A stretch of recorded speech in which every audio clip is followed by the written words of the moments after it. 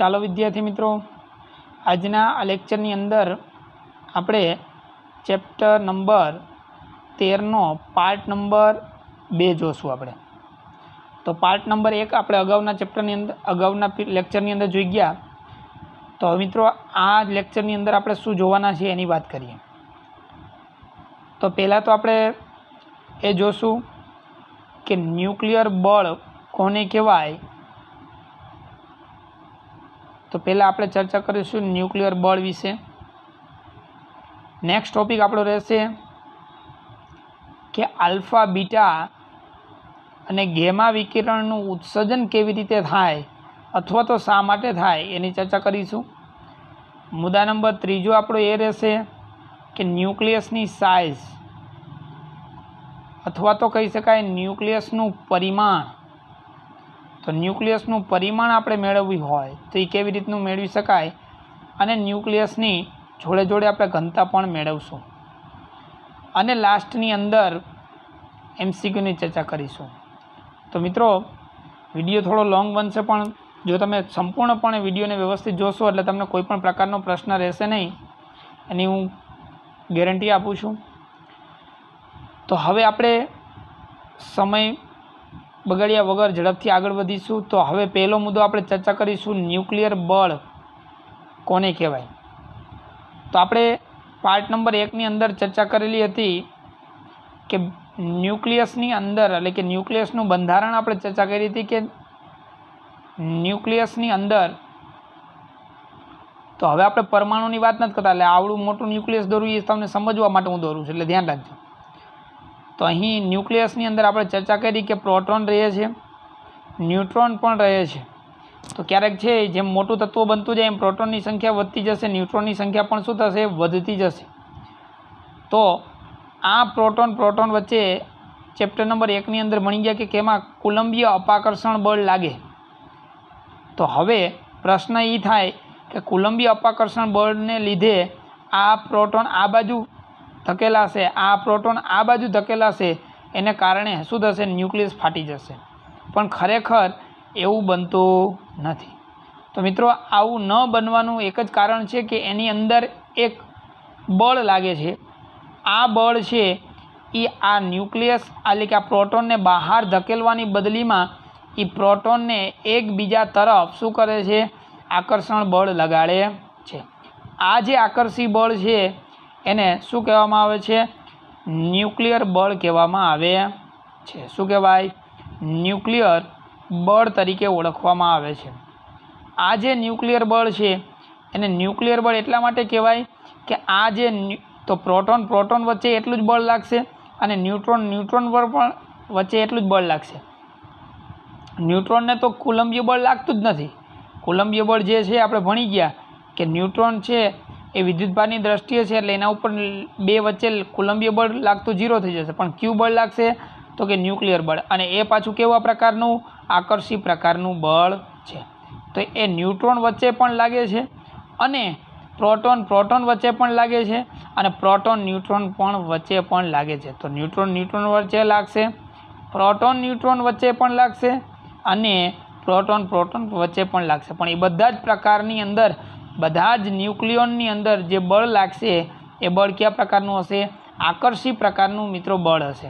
એટલા જ માટે આ ન્યુક્લિયોન વચ્ચે લાગતું હોવાને કારણે એને કેવું નામ આપવામાં આવે છે, ન્યુક્લિયર બળ તરીકે ઓળખવામાં આવે છે.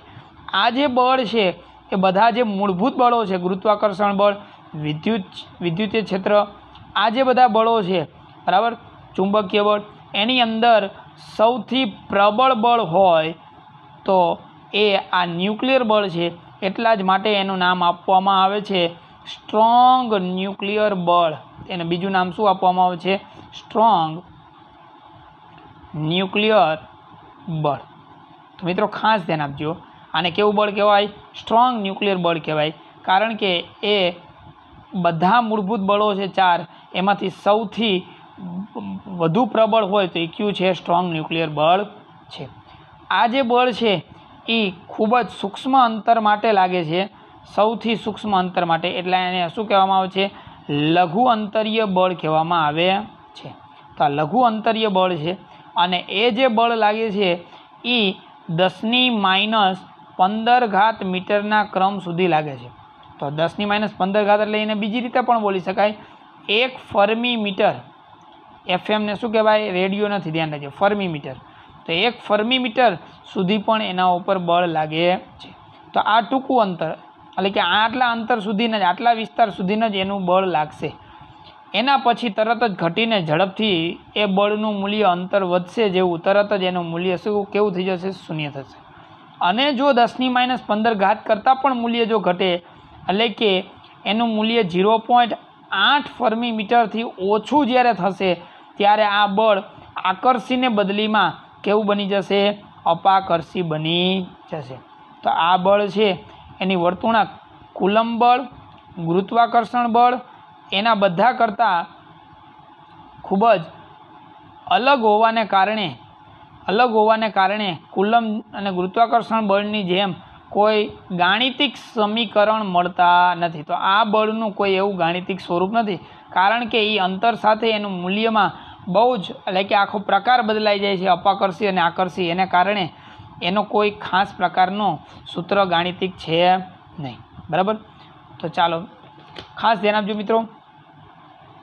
તો આપણે આ જે વાત કરી રહ્યા છીએ એ કેની વાત કરી રહ્યા છીએ, ન્યુક્લિયર બળની વાત કરી રહ્યા છીએ। તો બરાબર ખાસ ધ્યાન આપજો, તે ખૂબ જ પ્રબળ બળ છે, એટલા માટે એને સ્ટ્રોંગ ન્યુક્લિયર બળ કહેવાય, લઘુ અંતરીય છે અને 10⁻15 વિસ્તારમાં લાગે। એના કરતાં જો ઓછું અંતર એટલે કે 0.8 થી ઓછા અંતર માટે એ કેવા પ્રકારનું બની જશે, અપાકર્ષી, બરાબર। આટલા અંતર માટે એ પોતે કેવું બનશે, આકર્ષી તરીકે વર્તન કરે છે। ચાલો ક્લિયર। તો આ બળ છે એ પ્રોટોન વચ્ચે એટલું જ લાગશે, એટલે કે વિદ્યુત ભાર પર આધારિત નથી, કારણ કે પ્રોટોન પર એટલું જ લાગે, પ્રોટોન ન્યુટ્રોન પર એટલું જ લાગે, કારણ કે ન્યુટ્રોનનો વિદ્યુત ભાર નથી। તો આ બળ છે એ વિદ્યુત ભાર પર આધાર રાખતો નથી, તેના વિદ્યુત ભાર ઉપર કોઈ મૂલ્ય આધાર નહીં લાગે, એટલે કે વિદ્યુત ભાર હારે એને કોઈ લેના દેના નથી। ચાલો ખબર પડી મિત્રો। તો આ જે બળ છે એ સ્ટ્રોંગ ન્યુક્લિયર બળની વાત કરી। હવે નેક્સ્ટ મુદ્દો આપણે જે વાત કરવાની છે મિત્રો, એ આપણે વાત કરવાની છે કે વિકિરણો કેવી રીતે ઉત્પન્ન થાય છે। આલ્ફા વિકિરણ, બીટા, ગેમા, આ જે બધા છે એનું ઉત્સર્જન કેવી રીતે થાય અને શા માટે થાય છે એની આપણે ચર્ચા કરવાની છે મિત્રો। તો હવે ખાસ ધ્યાન આપજો। તો આ જે બધા ન્યુક્લિયસ છે, હમણાં જે આપણે વાત કરી રહ્યા હતા, તો હું તમને સમજાવવા માટે અહીં ખાસ ધ્યાન આપજો। હું અહીં ગ્રાફ દોરીશ, અહીં હું ઝેડ અક્ષ અને અહીં હું એન અક્ષ એટલે કે આ ન્યુટ્રોનની સંખ્યા દર્શાવે છે અને આ પ્રોટોનની સંખ્યા દર્શાવે છે।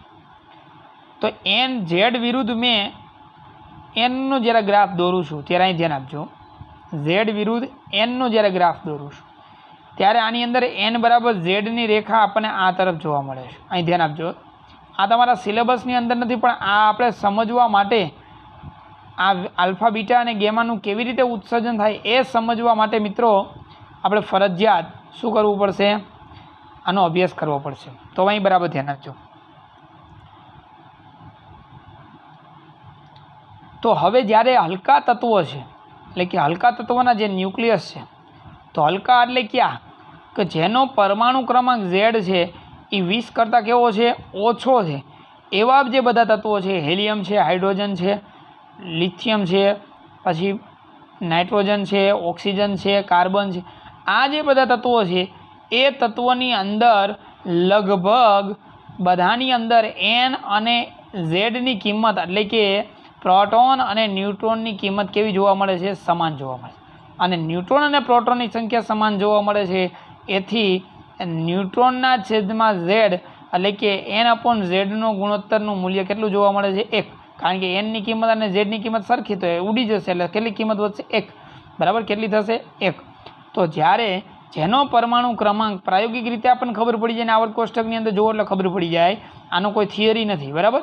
તો એની અંદર ઝેડનું મૂલ્ય જેનો પરમાણુ ક્રમાંક 20 કરતાં ઓછો છે એટલે કે હલકા તત્વો છે એ બધાની અંદર લગભગ ન્યુટ્રોન અને પ્રોટોનની સંખ્યા સમાન છે અને n/z ગુણોત્તર કેટલો બને છે, 1 જેટલો બને છે। ચાલો અહીં સુધી ક્લિયર, ખબર પડી ગઈ કમ્પ્લીટ. હવે નેક્સ્ટ આપણે આગળ વધીએ. તો હવે મિત્રો જ્યારે વાત કરીએ કે જ્યારે ભારે તત્વો છે, એટલે કે જે ભારે તત્વો એટલે કે જેનો પરમાણુ ક્રમાંક એ ઝેડનું મૂલ્ય 20 કરતાં જ્યારે વધે છે, બરાબર, આમાં 20 આવી જશે, 20 બરાબર અથવા તો 20 કરતાં ઓછો. જ્યારે અહીં 20 કરતાં જ્યારે મૂલ્ય વધશે ત્યારે ઝેડ કરતાં ન્યુટ્રોનની સંખ્યા શું થશે? વધશે. ત્યારે ન્યુટ્રોનની સંખ્યા શું થશે? વધશે. હવે ન્યુટ્રોનની સંખ્યા વધવાને કારણે n/z, કારણ કે અંશ મોટો થશે, અંશ મોટો થાય એટલે આની કિંમત છે એ 1 કરતાં કેવી થઈ જશે? વધી જશે. 1 કરતાં કિંમત કેવી થઈ જશે? વધી જશે. બરાબર. ચાલો અહીં ખાસ ધ્યાન રાખજો, 1 કરતાં મૂલ્ય કેવું થઈ જશે? વધી જશે. અને આ મૂલ્ય છે એ 1.6 સુધી ચાલ્યા કરે છે, એટલે કે 1.6 થી થોડું ઓછું રહે છે. બરાબર. તો ભારે ન્યુક્લિયસની વાત કરીએ તો આપણે ધારો કે Fe વાત કરીએ 2656, બરાબર. તો આ જે ન્યુક્લિયસ છે આની અંદર પ્રોટોનની સંખ્યા તમે જોશો તો પ્રોટોનની સંખ્યા કરતાં ન્યુટ્રોનની સંખ્યા કેવી હશે? વધુ હશે. તો અહીં બાદબાકી કરશો એટલે આપણને ખબર પડી જશે આમાં કેવી છે? 20, એટલે કે પ્રોટોનની સંખ્યા 20 અને ન્યુટ્રોનની સંખ્યા જોશો તો કેટલી જોવા મળે છે? આપણને 30ની જોવા મળે છે. તો થોડો આપણને વધારો જોવા મળે છે. બરાબર. તો આ જે બધા તત્વો છે એ ભારે તત્વોની અંદર, હજી આપણે આનાથી આગળ વાત કરીએ. બરાબર. તો આ બધા તત્વો છે એ n/z ગુણોત્તર કેવો થઈ જશે? વધી જશે. હવે n/z ગુણોત્તર વધવાને કારણે મિત્રો અહીં ખાસ ધ્યાન આપજો, સમજજો બરાબર. ન્યુટ્રોનની સંખ્યા n/z ગુણોત્તર વધ્યો એનો મતલબ શું થશે? કે જે ન્યુક્લિયસની અંદર રહેલા જે ન્યુક્લિયસની અંદર રહેલા જે ન્યુક્લિયસની અંદર રહેલા જે ન્યુટ્રોન છે એ ન્યુટ્રોન વચ્ચે શું થશે? આકર્ષણ બળ વધી જશે. અને આ આકર્ષી બળને કારણે શું થશે? ન્યુક્લિયસ દબાઈ જાય. પણ આવું શક્ય નથી. બરાબર. એવી જ રીતે પ્રોટોન જ્યારે વધી જશે ત્યારે પ્રોટોન છે એ એકબીજાને અપાકર્ષશે અને ન્યુક્લિયર ફાટી જશે. પણ આ વસ્તુ પણ શક્ય નથી. એટલા જ માટે આ બંને વસ્તુને પરિપૂર્ણ કરવા માટે આ બંને કન્ડિશન જળવાઈ જાય, એટલે કે ન્યુક્લિયસ દબાય પણ નહીં અને ન્યુક્લિયસ ફાટે પણ નહીં, એના માટે શું કરવામાં આવે છે? આ અંદર ન્યુક્લિયસની અંદર વધારાના શું રાખવામાં આવે છે? ન્યુટ્રોન રાખવામાં આવે છે. અને આ ન્યુટ્રોનની સંખ્યાને કારણે અંદર ન્યુક્લિયસ સંકોચાઈ પણ નહીં જાય અને ન્યુક્લિયસ ફાટશે પણ નહીં. બરાબર. તો જ્યારે આપણે આની, એટલે કે ન્યુક્લિયર અત્યારે કેવી અવસ્થામાં છે? સ્થાયી અવસ્થામાં છે. કેવી અવસ્થામાં કહેવાય મિત્રો? સ્થાયી અવસ્થા. હવે અહીં બરાબર ધ્યાન આપજો. તો જ્યારે તમે સ્થાયી અવસ્થામાં ન્યુક્લિયસ છે ત્યારે તમે આની જે રેખા દોરશો, એટલે કે આનું સ્થાયિત્વની રેખા દોરશો તો અહીં જોવો જોઈએ જ્યાં સુધી આનું મૂલ્ય, તો આપણે માની લઈએ કે અહીંયા આપણે દર્શાવી દઈએ કે પરમાણુ ક્રમાંક 20 અહીં સુધી છે. આપણે અહીં પરમાણુ ક્રમાંક 20 સુધી રહે છે. હવે જ્યારે પરમાણુ ક્રમાંક 20 કરતાં વધશે એટલે તરત જ શું થશે? આ જે રેખા છે એને જે સમકક્ષ, અહીં બરાબર ધ્યાન આપજો, હું બીજો કલર લઈ લો એટલે જેથી કરીને તમને ખબર પડે મિત્રો.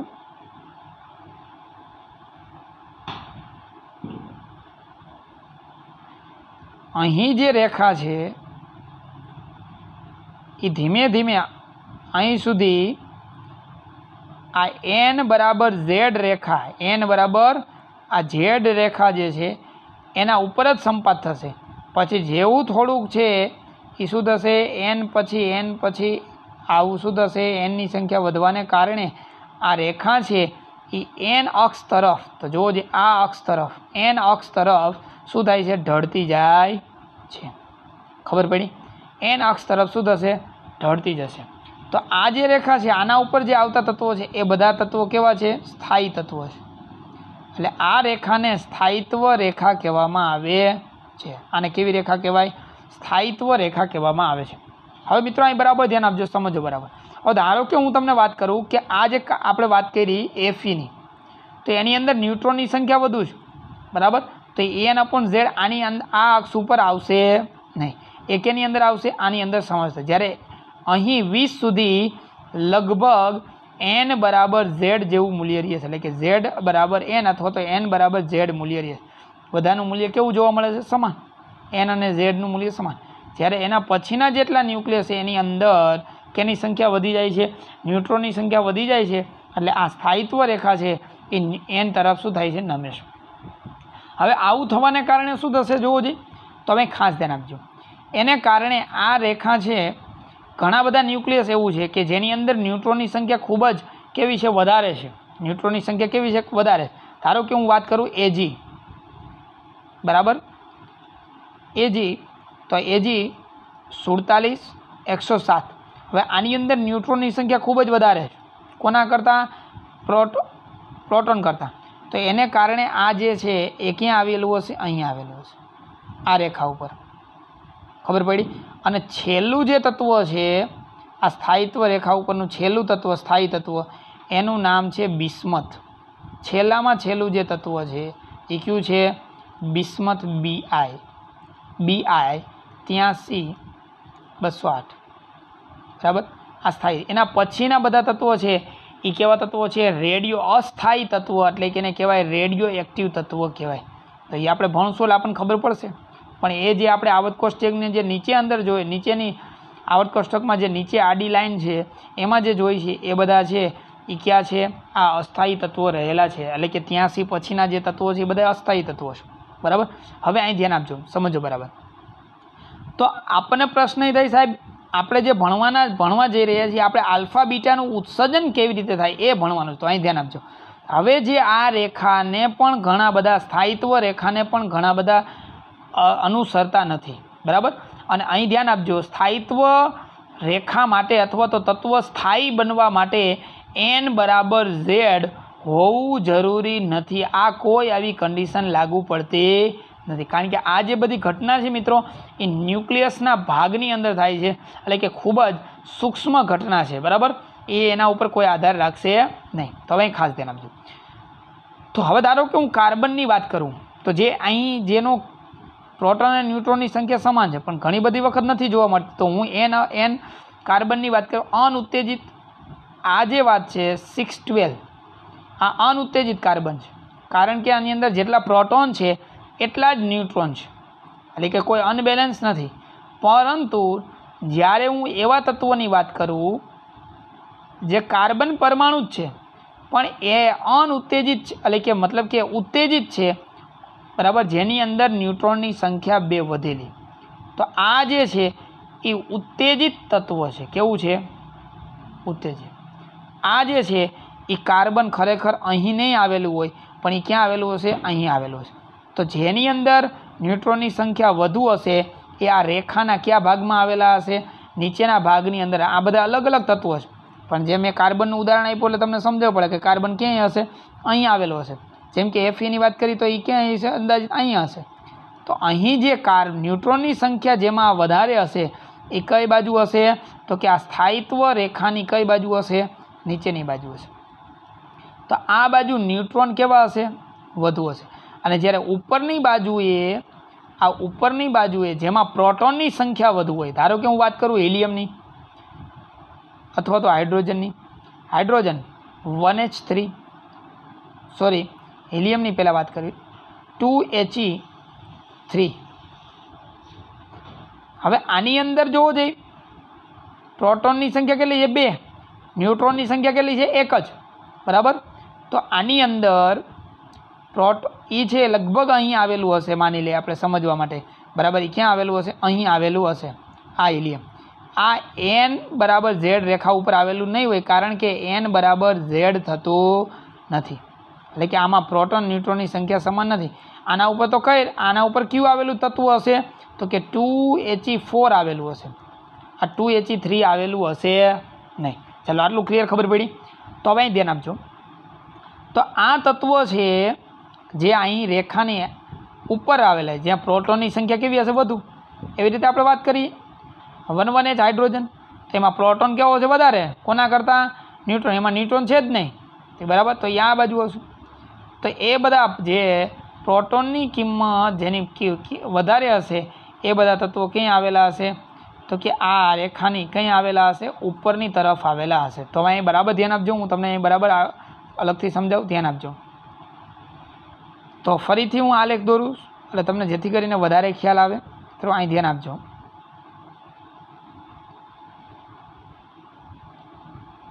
અહીં આપણે વાત કરતા હતા ઝેડની.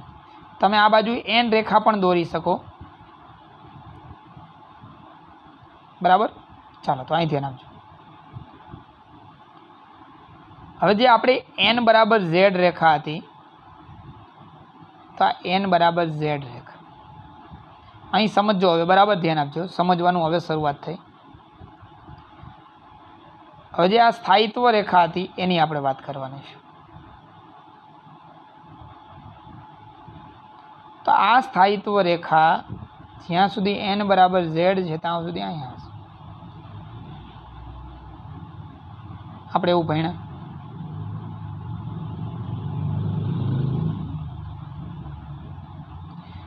જ્યારે ન્યુટ્રોનની સંખ્યા જે તત્વોની અંદર વધારે હશે એ બધા કઈ બાજુ હશે? આ બાજુ આપણને જોવા મળતા હશે. રેખાની કઈ બાજુ? આ બાજુ. એવું જરૂરી નથી કે એન બરાબર ઝેડ વાળા ન હોય, એ આની બાજુ હશે. મેં તમને સમજાવ્યું. અને જે પ્રોટોનની સંખ્યા વધારે હશે એ બધા કઈ બાજુ હશે? તો કે પહેલી બાજુ હશે. તો એ બધા કઈ બાજુ હશે? આ બાજુ. અહીં બરાબર સમજો. આ આપણે સમજવાની વસ્તુ છે, બરાબર.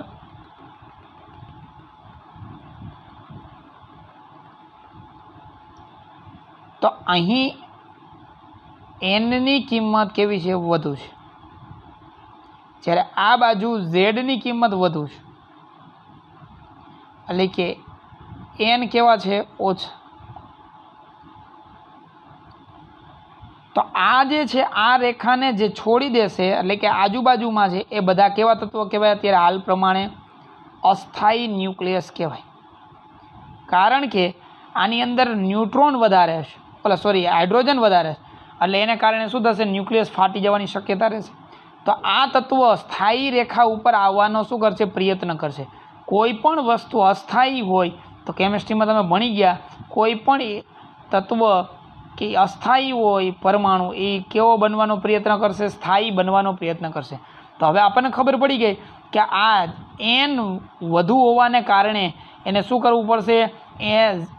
ઝેડ વધુ હોવાને કારણે ઝેડની કિંમત કેવી કરવી પડશે? ઓછી કરવી પડશે. તો ઝેડ ઓછા કરવા માટે એને શું કરવું પડશે? આલ્ફા કણ ઉત્સર્જિત કરવો પડશે. આલ્ફા કણ એટલે કે પોઝિટ્રોન, એટલે કે ખરેખર હકીકતે કહી શકાય કે હિલિયમ તત્વ 2He4. તો આ હાઇડ્રોજન ધન વિદ્યુતભારી છે, આ ધન છે, બરાબર. તો ઘણી બધી વખત છે એ આલ્ફા કણ પોતે ઉત્સર્જન કરશે અને જોડે જોડે ગેમા વિકિરણ પણ શું થશે? ઉત્સર્જન થશે. ગેમા વિકિરણનું પોતે શું કરશે? ઉત્સર્જન. જ્યારે ન્યુટ્રોન વધુ છે તો ન્યુટ્રોનને ઉત્સર્જન કરવા માટે એને કેવો વિદ્યુતભારિત પ્રાપ્ત કરવો છે? ધન. કારણ કે ખરેખર પ્રોટોન વધારવા છે. તો ન્યુટ્રોન ઘટશે તો પ્રોટોન ઓટોમેટિક શું થઈ ગયા કહેવાય? વધી ગયા કહેવાય.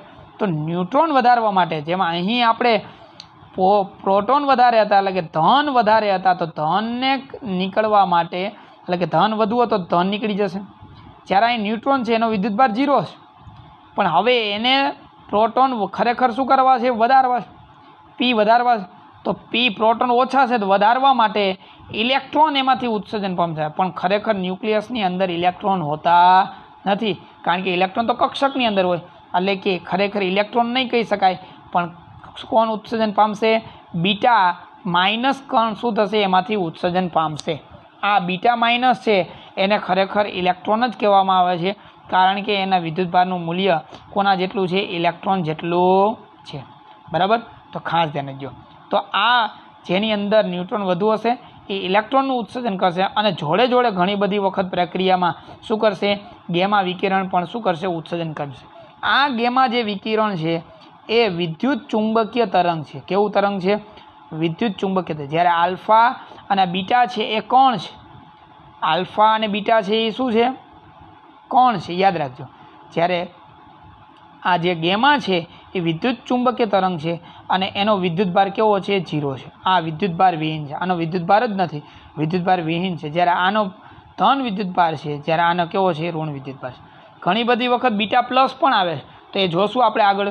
ઘણી બધી વખત આપણે અહીંયા બીટા પ્લસની પણ જરૂરિયાત ઊભી થતી હોય, તો આમાંથી બીટા પ્લસ પણ શું થશે? ઉત્સર્જન પામે છે. ચાલો, ખબર પડી. તો આ બધા તત્વો છે એ અસ્થાયી ને સ્થાયી બનવા માટે શું કરે છે? આવા આલ્ફા અને બીટા કણોનું શું કરે છે મિત્રો? ઉત્સર્જન કરે છે। ચાલો ક્લિયર, ખબર પડી ગઈ। હવે નેક્સ્ટ આપણે આગળ વધીએ। તો મિત્રો હવે આપણે વાત કરીશું, એક જ મિનિટ મિત્રો,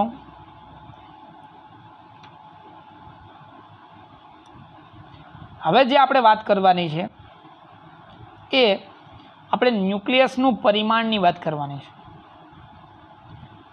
તો એનું પરિમાણ કેટલું છે એની વાત કરવા, તો પરિમાણ કેવી રીતે મેળવી શકાય, તો અહીં ખાસ ધ્યાન આપજો। તો રધરફોર્ડે ઘણી વખત શબ્દ વાપરવામાં આવે છે અને રુથરફોર્ડે શબ્દ વાપરવામાં આવે છે। તો આપણે રધરફોર્ડની વાત કરશું। તો આ રધરફોર્ડ નામના વૈજ્ઞાનિકે પ્રયોગ કર્યો, ગાઇગર માસ્ટર નામના વૈજ્ઞાનિકે પ્રયોગ કર્યો અને પછી તારણ કાઢ્યું કે પરમાણુનું જે ન્યુક્લિયસનું જે પરિમાણ છે, ન્યુક્લિયસનું જે સાઇઝ છે, એનું પરિમાણ છે એ ખરેખર એમાં રહેલા ન્યુક્લિયોનના દળ પર આધારિત છે। ન્યુક્લિયોનના દળ પર આધારિત છે એટલે એના કેવા પ્રમાણમાં છે? ન્યુક્લિયોનના દળના સમપ્રમાણમાં। તો ન્યુક્લિયોનના દળના સમપ્રમાણમાં એટલે શું થશે? તો જે ન્યુક્લિયસની અંદર, હવે ધારો કે હાઇડ્રોજનની વાત કરું તો એમાં ન્યુક્લિયોનની સંખ્યા એક જ છે, એક જ પ્રોટોન, તો એનું દળ ઓછું। હિલિયમની વાત કરું તો 2He4, તો એનું 4 છે, 4 છે ન્યુક્લિયોન, તો દળ વધી જશે। એટલે એનો મતલબ સંખ્યા ઉપર, એટલે કે સંખ્યાના કેવા પ્રમાણમાં? સમપ્રમાણમાં, એટલે કે એના કેવા પ્રમાણમાં કહેવાય? સમપ્રમાણમાં થશે। તો પરિમાણનું સૂત્ર આપણી પાસે છે 4/3, કારણ કે ન્યુક્લિયસ છે એ ઘન છે, ઓલા નક્કર ગોળો છે, એટલે કે ઘન ગોળો છે, તો એટલા માટે એનું ઘનફળનું સૂત્ર 4/3 πr ઘન। ચલનની નિશાની એમનામ જ રાખશું, અહીં શું થશે? એ। ચાલો ક્લિયર, ખબર પડી। હવે અહીં ધ્યાન આપજો, હવે અચળાંક, આ તો અચળાંક છે તો એને આપણે રાખતા નથી, તો આર ઘન ચાલે છે શું થઈ જશે? એ। ચાલો ક્લિયર, હવે અહીં ધ્યાન આપજો, હવે હું અહીં બંને બાજુ ઘનમૂળ કાઢું તો શું થઈ જશે? આર ચાલે છે 1/3, કારણ કે આ બાજુ આપણે ઘનમૂળ કાઢ્યું તો 3 થઈ જાય, આ બાજુ ઘનમૂળ કાઢ્યું તો શું થાય? 1/3, બરાબર। હવે આપણે અચળાંક ચલનની નિશાની કાઢીને અચળાંક મૂકી દઈશું, તો આર બરાબર r0 શું થઈ જશે? 3। ક્લિયર, ખબર પડી? તો આ સૂત્ર આપણે ખૂબ જ અગત્યનું યાદ રાખવાનું છે, જ્યાં r0 જે છે એ શું બતાવે છે? અચળાંક બતાવે છે અને એનું મૂલ્ય છે એ 1.1 પણ લેવામાં આવે છે, 1.2 શું લેવામાં આવે છે? Fermi metre. ફર્મી મીટર એટલે ખબર પડી જાય 10 ની માઇનસ કેટલી ઘાત? 15 ઘાત। તો આપણે r0નું કિંમત જનરલી આપણે 1.1 લેશું, તો r0ની કિંમત કેટલી થઈ જશે? 1.1 ફર્મી મીટર અથવા તો 1.2 ફર્મી મીટર કહી શકાશે। ચાલો ક્લિયર, ખબર પડી ગઈ। હવે નેક્સ્ટ આપણે આગળ વધીશું મિત્રો, તો 1.1 ફર્મી મીટર અથવા તો 1.2 ફર્મી મીટર એ r0ની કિંમત છે। હવે આપણે એની ઘનતાની વાત કરીએ તો અહીંયા આપણને એ ખબર પડી ગઈ કે ન્યુક્લિયસની ત્રિજ્યા, એટલે કે આર જે મળ્યું એ ન્યુક્લિયસની શું મળી? ત્રિજ્યા, બરાબર। તો આ ત્રિજ્યા ઉપરથી પરિમાણ શોધી શકાય। તો ન્યુક્લિયસની જે ત્રિજ્યા છે એ ખરેખર એના ન્યુક્લિયોન જે છે, એટલે કે એના પરમાણુ દળાંકના કેવા પ્રમાણમાં છે? સમપ્રમાણ, એના ઉપર આધાર રાખશે। ન્યુક્લિયોન બદલાશે, સંખ્યા વધશે તો એની ત્રિજ્યા વધશે, તો બરાબર છે, બરાબર। ચાલો તમે ખાસ ધ્યાન આપજો। હવે આપણે એની ઘનતા જોવાની છે, તો ન્યુક્લિયસની ઘનતા, તો આપણે હવે ન્યુક્લિયસની ઘનતા વિશે ચર્ચા કરીશું। ચાલો તો અહીં ધ્યાન આપજો મિત્રો, તો ન્યુક્લિયસની ઘનતા, એક જ મિનિટ મિત્રો,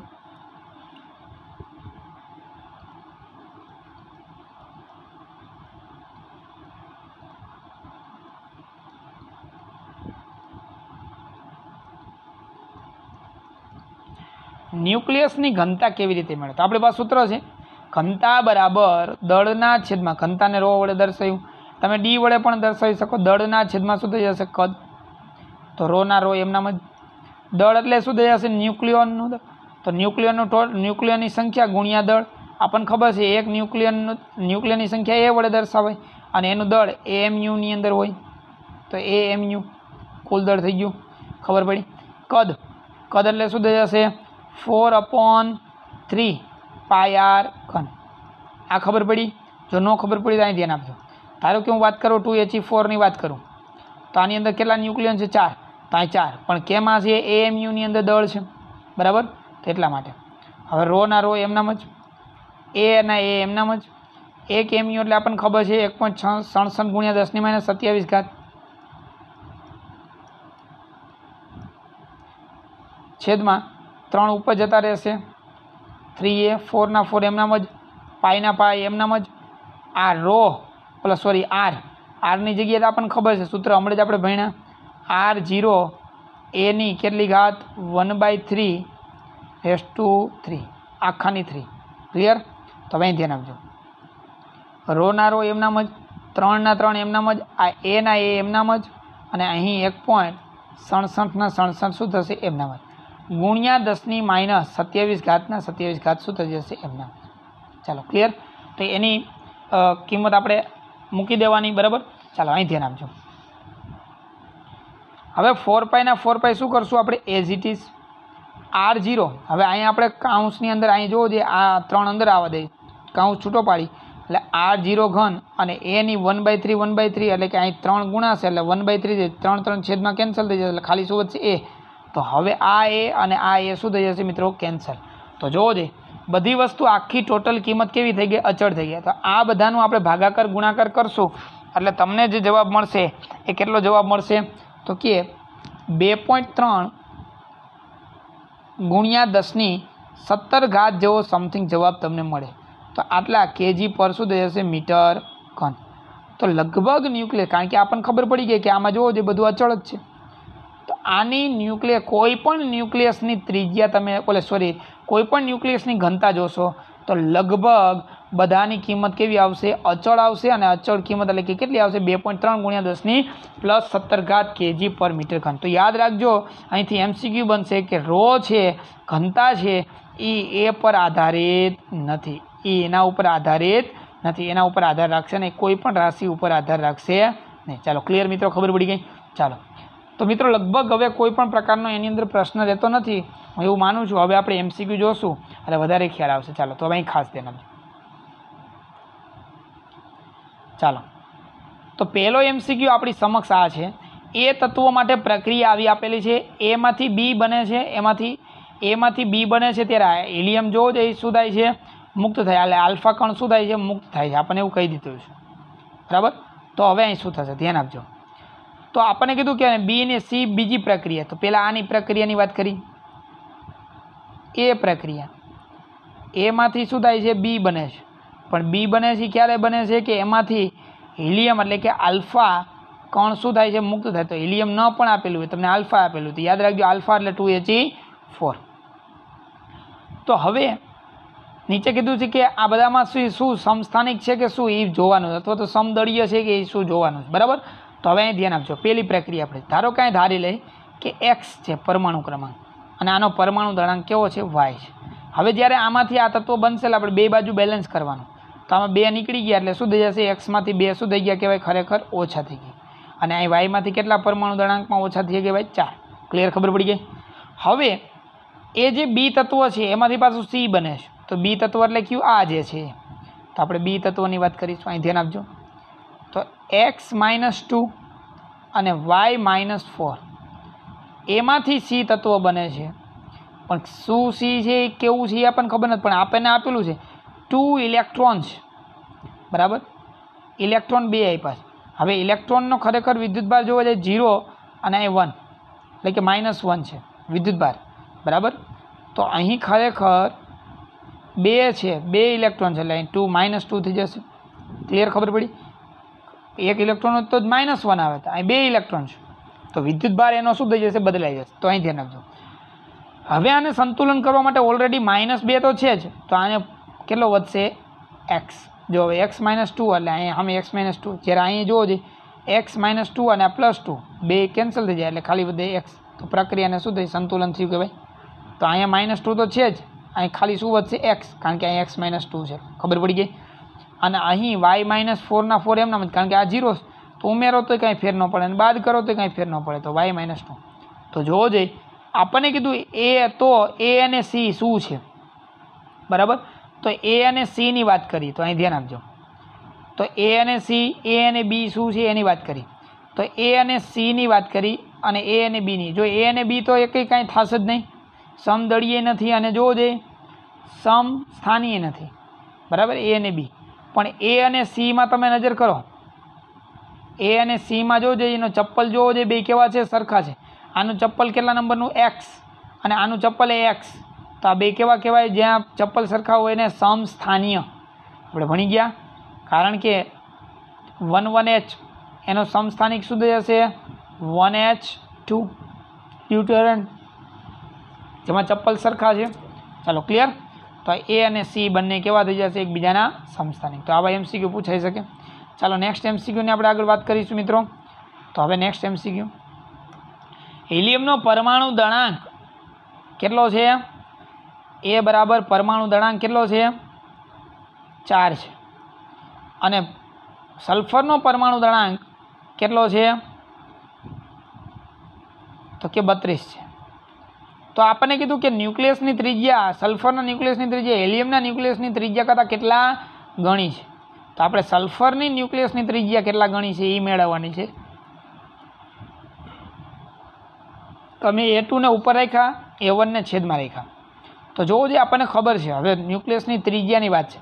તો આપણી પાસે સૂત્ર છે, R ચલે છે 1, A ચલે છે A 1/3. ચાલો આવું છે. તો અહીં ધ્યાન આપજો. તો હવે આના ઉપરથી આપણે કિંમત મૂકી જોવો જોઈએ. અહીં R1, અહીં A1, તો ડાયરેક્ટ ખબર પડી જાય. જોવો જોઈએ તો અહીં હવે બે બાજુ હું ઘન કરી દઉં, એટલે મારે 1/3 નથી જોતા. આપણે R ઘન બરાબર અહીં શું થશે? A1 થઈ જાય. તો અહીંયા શું થશે? R2 ઘન છેદમાં શું થશે? R1 ઘન. ચાલો ક્લિયર. હવે આપણે A1 A2ની કિંમત, તો અહીં ધ્યાન આપજો. A2 એટલે કેટલા છે? 32. અને A1 એટલે કેટલા છે? 4. બરાબર. આ રીતે થઈ શકે, અથવા તો અહીં કિંમત મૂકી દો ડાયરેક્ટ જ. બરાબર, ઘનમૂળ કાઢીને. ઓકે, એક જ મિનિટ મિત્રો, હું તમને એ સહેલી રીતે તમને સમજાવી દઉં. તો અહીં ધ્યાન આપજો ફરીથી. જો જઈ A બરાબર કેટલું છે? 4. A2 બરાબર કેટલું છે? 32. તો આપણે સૂત્ર જોયું એ પ્રમાણે. તો અહીં R2 જોવે છે, તો R2 ને ઉપર રાખો. બરાબર. ચલનની નિશાની હવે કાઢી નાખીએ, આપણને ખબર જ છે 1/3. અને અહીં શું થશે? R1. અહીં A1 1/3. અહીં ચલનની નિશાની કાઢીને શું કરશું? બરાબર. તો R2 ના છેદમાં R1. A2 એટલે કેટલા થઈ જશે? 32. તો જોવો જે 32 ની કેટલી ઘાત? 1/3. અને અહીં કેટલા થઈ જશે? 4 ની 1/3. હવે 32નું કોઈ ઘનમૂળ જ ન નીકળે, એટલે કે અપૂર્ણાંકમાં નીકળશે. બરાબર. તો આપણને ખબર 8 ચોક 32 થાય. 8 ચોક 32. તો 8 ચોક 32 એટલે 8ની 1/3. મેં કાંઈ કર્યું નથી, ખાલી ભાગ જ પાડ્યા છે. અને 4ની કેટલી ઘાત? 1/3 ઘાત. છેદમાં જોવો જોઈએ 1/3 છે 4ની, તો 1/3. આ 1/3 4ની, આ 1/3 4ની ઘાત શું થઈ જશે? કેન્સલ. આ ખાલી શું વધશે? 8નું 1/3. આ 8નું ઘનમૂળ, 8નું ઘનમૂળ આપણને ખબર 2. તો R2 ના છેદમાં R1 બરાબર 2. તો આપણને ખબર પડી ગઈ. શું ખબર પડી ગઈ? કે R2 બરાબર 2R1. તો સલ્ફરની ત્રિજ્યા આ સલ્ફરના ન્યુક્લિયસની ત્રિજ્યા છે એ કેટલા ગણી થશે? હાઇડ્રોજન હિલિયમના ન્યુક્લિયસ કરતાં કેટલા ગણી થઈ જશે? 2 ગણી થશે. ચાલો ક્લિયર, ખબર પડી ગઈ મિત્રો. ચાલો તો હવે ખાસ ધ્યાન આપજો. નેક્સ્ટ MCQ આગળ વધીએ. તો આવા MCQ પરીક્ષાની અંદર તમને પૂછી શકે. હવે શું કહે? એક ન્યુક્લિયસની ત્રિજ્યા આટલી છે, તો ત્રિજ્યા આપેલી છે, એનો પરમાણુ, તો પરમાણુનો પરમાણુ ભાર ખાલી જગ્યાએ એકમ હશે. તો આપણે પરમાણુ ભાર મેળવવાનું છે. તો આપણને સૂત્ર આ જ છે, R બરાબર R0 એની કેટલી ઘાત? 1/3 ઘાત. તો આપણે પરમાણુ ભાર મેળવવાનો છે. તો અહીંયા જોવો જઈએ શું થશે? R ઘન મેળવી દો. અહીંયા R ઘન કરી નાખો એટલે અહીં શું થશે? જોવો જોઈએ એ થઈ જશે. A ઇઝ ઇક્વલ ટુ શું થશે? R ઘનના છેદમાં શું થશે? R0 ઘન થઈ જશે. હવે R ઘન એટલે આપણી પાસે કિંમત છે 3 ફર્મી મીટર. ફર્મીમાં જ આપણે મેળવવાનું છે. બરાબર. તો અહીં કારણ કે આપણે અમે ફર્મીમાં જ છે બધું. બરાબર. કારણ કે R0ની કિંમત કેટલી થશે? 1.1. તો 11. હવે પોઈન્ટ કેન્સલ કરી નાખો. 11 તેરી 33. તો અહીં 3નો શું થઈ જશે? ઘન. 1નો ઘન તો 1 જ રહે, એનો કોઈ મતલબ નથી. તો 3નો ઘન કેટલા થઈ જશે? 27. થઈ ગયો। તો એ બરાબર પરમાણુ દળાંક કેટલો આવશે 27। ચાલો ક્લિયર। હવે નેક્સ્ટ મિત્રો આગળ વધીએ તો એકદમ સિમ્પલ પણ લોજિકલ થોડાક એમસીક્યુ છે, તો આપણે આવા એમસીક્યુ સોલ્વ કરી શકાય ફટાફટ। 27 પરમાણુ દળાંકવાળા ન્યુક્લિયસની ત્રિજ્યા લગભગ આટલી છે, તો આપણે અહીં દળાંકવાળો A1 છે એનો 27 દળાંક છે, એની ત્રિજ્યા આપણે R1, એની ત્રિજ્યા કેટલી છે 3 × 10⁻15 મીટર છે, અને 128 જેનો પરમાણુ ક્રમાંક છે એ ન્યુક્લિયસની ત્રિજ્યા R2 કેટલી હશે એ આપણે મેળવવાની છે। તો બસ આપણે પાસે સૂત્ર છે જુઓ, તો R2ના છેદમાં શું કરશું R1, અહીં A1 ઘન ઓલા 1/3, 2 છે ઉપર 2 તો 1/3, નીચે 1 છે તો 1/3 ક્લિયર। હવે અહીં ધ્યાન આપજો, હવે A2 એટલે જોવો જોઈએ 128 ની 1/3 અને A1 એટલે કેટલા છે 27 1/3, તો R2ના છેદમાં R1। હવે 128નું ઘનમૂળ કાઢો, 128નું ઘનમૂળ ન નીકળે, અપૂર્ણાંકમાં નીકળશે, પણ 125નું ઘનમૂળ 5 થાય, તો આપણે સમથિંગ 5ની સમથિંગ આપશે, આ 5 જ રાખો આપણે બરાબર। છેદમાં અહીં 27નું ઘનમૂળ 3 થઈ ગયું, 5ના છેદમાં 3। હવે R1 ને અહીં ગુણાકાર કરશો તો 5ના છેદમાં 3 ગુણ્યા R1 એટલે કેટલા થશે જોવો જોઈએ 3 × 10⁻15, તો 3 3 કેન્સલ, તો જવાબ આવશે 5 × 10⁻15 બરાબર। એટલે ધ્યાન રાખજો, આમાં તો એક્યુરેટ જવાબ આપેલો છે, ખરેખર આનો 5.04 જેવું સમથિંગ થાય બરાબર, પણ એ કાંઈ જરૂર નથી, એટલું બધું નાની કિંમત થઈ જાય એનું ઘનમૂળ કાઢો એટલે। ચાલો ક્લિયર। હવે નેક્સ્ટ એમસીક્યુ જોઈએ, તો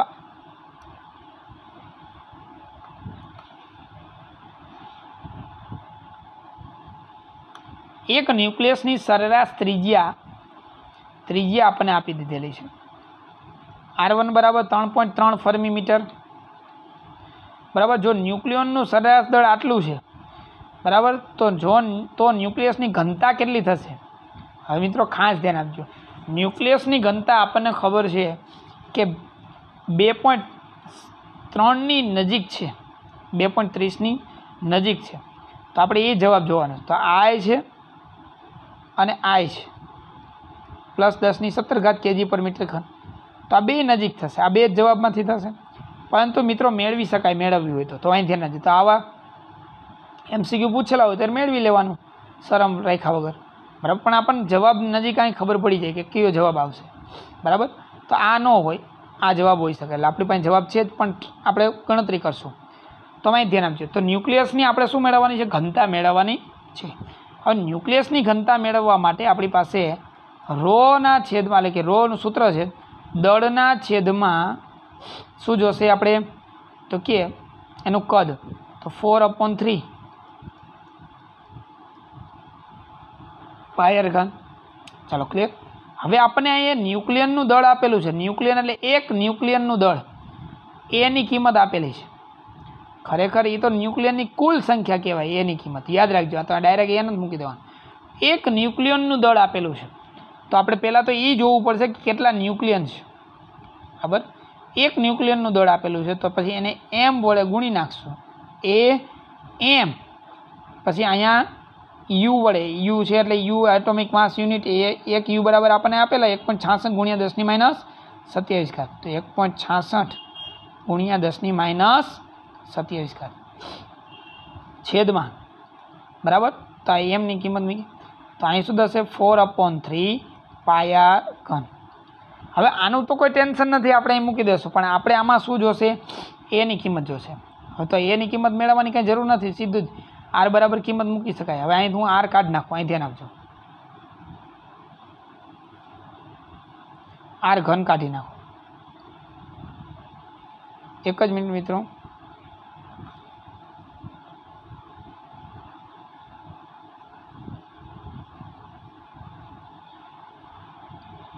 આરની જગ્યાએ હું શું કરી શકું?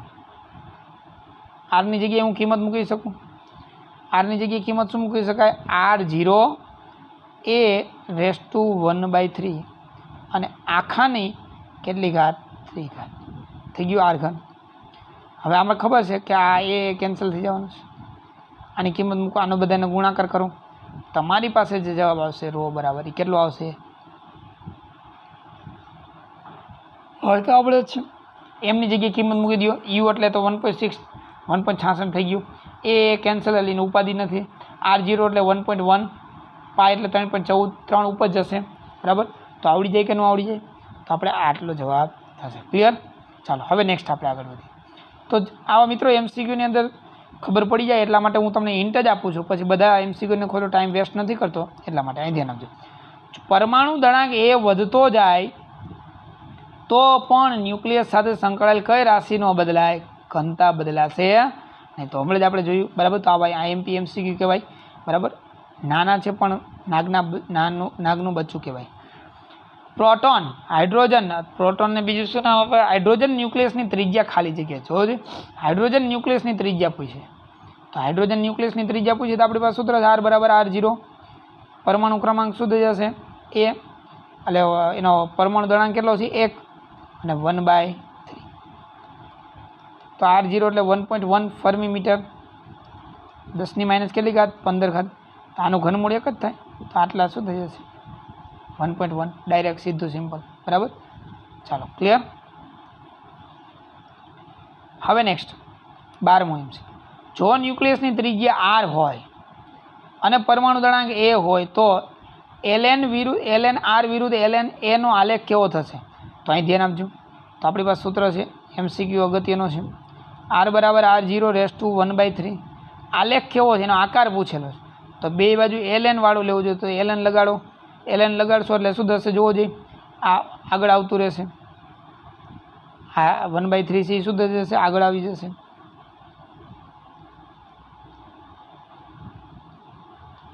અહીં ગુણાકાર છે એટલે સરવાળો થઈ જશે. એક જ મિનિટ મિત્રો ધ્યાન આપજો. R બરાબર R0 A રેસ ટુ 1/3. હવે ln R is equal to આના આરે ગુણાકારમાં છે એટલે R0 અચળ તરીકે કામ કરશે. 1/3 ln લગાડો એટલે ઘાત આગળ આવતી રહીએ. તો હવે જોવો જોઈએ આ સમીકરણને તમે આના આરે સરખામણી કરો, y બરાબર C પ્લસ mx. x અક્ષ ઉપર શું થઈ જશે, તો આપણને કીધું છે જો હંમેશા કોઈ પણ ગ્રાફ હોય એ y વિરુદ્ધ કેના હોય, x ના હોય. તો x અક્ષ ઉપર શું આવશે ln a અને y અક્ષ ઉપર શું આવે ln y. થઈ ગયું, ln r થઈ ગયું. તો હવે જોવો જે આ અચળાંક તરીકે R0 અને આ ઢાળ કહેવાય એમ. તો આનો આ રેખાનું સમીકરણ છે મિત્રો. તો રેખાનું સમીકરણ છે મિત્રો, તો આને રેખા કેવી હોય, સુરેખ. તો આને આકાર કેવો આવશે, સુરેખ. ક્લિયર? તો ધ્યાન રાખજો, પૂછાય MCQ મિત્રો. હવે નેક્સ્ટ આપણે આગળ વધીએ. તો હવે શું છે, ન્યુક્લિયસની ત્રિજ્યા કેટલી થશે. તો હવે ન્યુક્લિયસની ત્રિજ્યા આવડી જાય, સિમ્પલ જ છે, કોઈ બીજી મગજમારીવાળો પ્રશ્ન નથી. કારણ કે A બરાબર શું છે 197. તો A બરાબર 197, સીધું કિંમત મૂકો. R બરાબર R0 A રેસ ટુ 1/3. તો R0 ને R0 એમ ના વાંચો, અહીં 197 1/3 R0 ની કિંમત મૂકીને ગણતરી કરી નાખજો બરાબર. ચાલો ક્લિયર. હવે નેક્સ્ટ આપણે આગળ વધશું.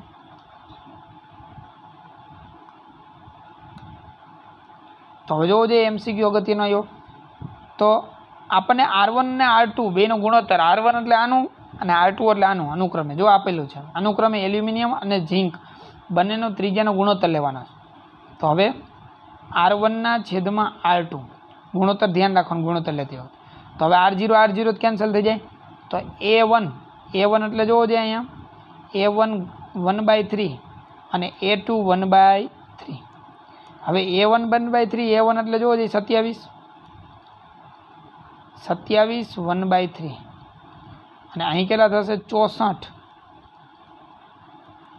1/3. 27 એટલે 3, ઘનમૂળ નીકળે, 64 એટલે 4, તો 3/4નો ગુણોત્તર થઈ ગયો. ચાલો સિમ્પલ MCQ છે. ચાલો હવે નેક્સ્ટ આપણે આગળ વધીએ. તો આપણો દાખલો છે ટેક્સ્ટ બુકનો, ધ્યાન રાખજો.